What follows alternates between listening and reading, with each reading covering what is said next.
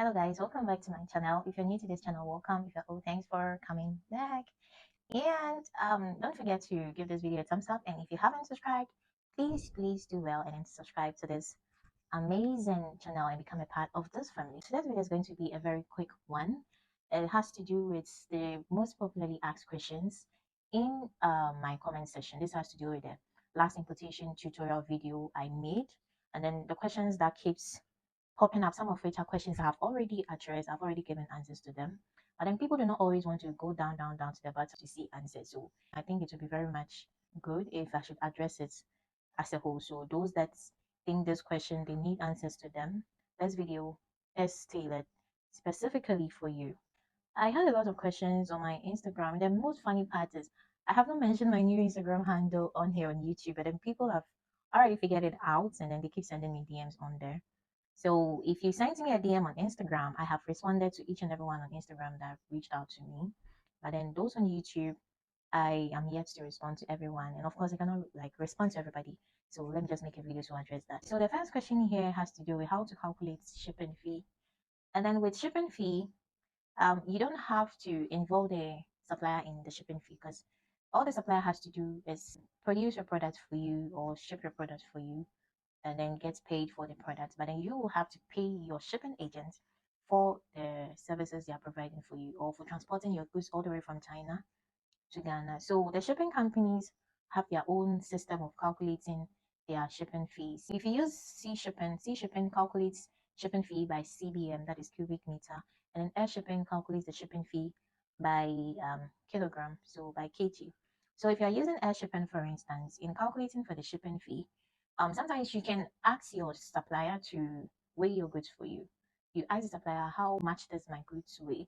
Or what's the kilogram of my shipment?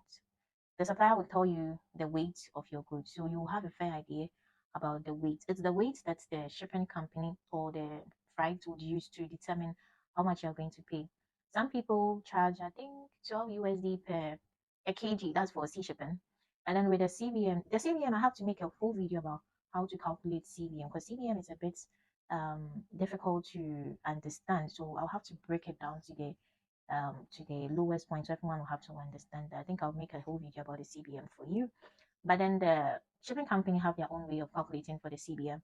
So let's say if your shipment is within 1 CBM, and I know most mini importers do not ship goods with the 1 CBM. So if your consignment falls within the 1 CBM range, they'll calculate. They have a way of calculating. So let's say within the 1 CBM, your goods weigh 0.26 CBM or 0.3 CBM, even if it's 0.01 CBM, the shipping company will come up with a calculation for you to be able to pay for your shipping fee. And then the next question here is, how does clearance work in Ghana? Okay, so with the clearance, you do not have to go to the harbor or the port to clear your goods all by yourself.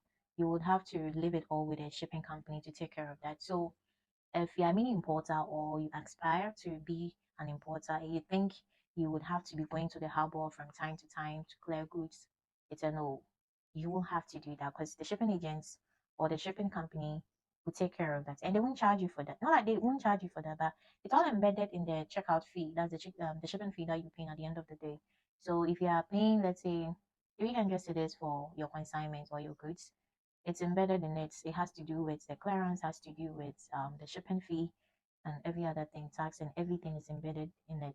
Okay, so you don't have to go to the harbor to do anything. All you have to do is when the goods arrive in Ghana, your shipping company or the agent will call you that, hello, Madam Kathy, your goods just arrived in Ghana, so you can come over to our warehouse and then pay for them. With some shipping companies, when they call you like that your goods has arrived and you don't end up showing up at their warehouse to clear your goods, they'll give you a 10 days duration. It is part of the contract that you sign with them. So um, within a 10 days grace period, if you do not go and then clear your goods at their warehouse, you will have to pay a fine. So it depends on the number of days that your goods will spend at the warehouse. So after the 10 days, if your goods spend extra 30 days at the warehouse, you have to pay for the 30 days that the goods spent at the warehouse. So if it's 50 days, you pay for 50 days. Assuming you have to pay 20 cedis a day. So after the 10 days grace period, you pay 20 cedis for your goods staying at the warehouse. So calculate the 20 days by 50 days if your goods spends 50 days at the warehouse. That's how much you're going to pay. And then nobody would want to incur such costs because those costs are unnecessary. If you think you would be that busy and you wouldn't be able to go and pick up your goods, you can let someone else go and then pick up on your behalf. Some of the companies, they will allow you to make someone else go pick up your goods on your behalf, but then you give them the necessary details you'll need in order to clear your goods for you. Okay, so next question is, may I know the time I'll give the shipping agent's address to my vendor? There's no specific time to give the shipping address to the vendor.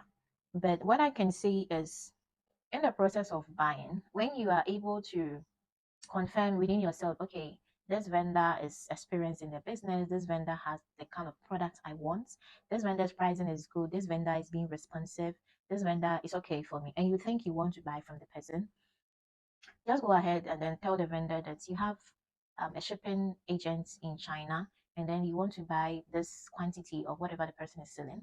So if you should make payment to the vendor, the goods will be shipped to your shipping agent's warehouse in China. Some suppliers, of course, will ask you, do you have an agent in China? And they ask you, that is when you tell them, oh, yes, I do have an agent in China.